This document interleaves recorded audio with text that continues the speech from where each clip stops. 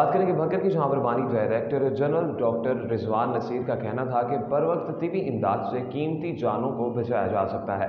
तमाम शहरी रेस्क्यू 1112 से इब्तदाई तिबी इमदाद की ट्रेनिंग हासिल करके महफूज माशरे के क़याम में अपना किरदार अदा करें। इब्तदाई तिबी इमदाद के फर्स्ट एड वीक के हवाले से Punjab emergency service rescue 1112 Bhakkar के ज़ेर एहतमाम government boys higher secondary school Darya Khan में सेमिनार का इनेकाद किया गया।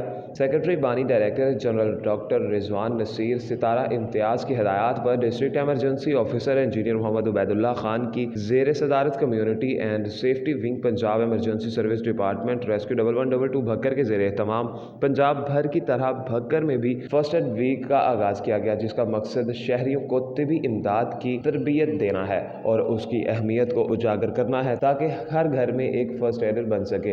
फ़र्स्ट एडर की मौजूदगी से हर घर किसी भी नागहानी सूरत हाल या एमरजेंसी की सूरत में महफूज रह सकते हैं। इस सिलसिला में government boys higher secondary school Darya Khan ज़िला भक्कर में सेमिनार और आगाही वाक का इनेकाद किया गया, जिसमें उसातिज़ा और तलबा को फर्स्ट एड की अमली तरबियत और आगाही लेक्चर भी दिया गया।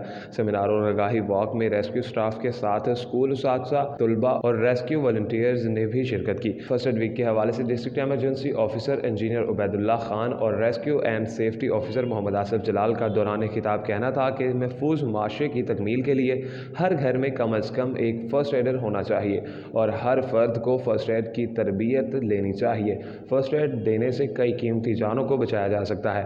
बादअज़ा सेमिनार के इख्तिताम पर फ़र्स्ट एड के आलमी दिन के हवाले से वाक़ का भी एहतमाम किया गया।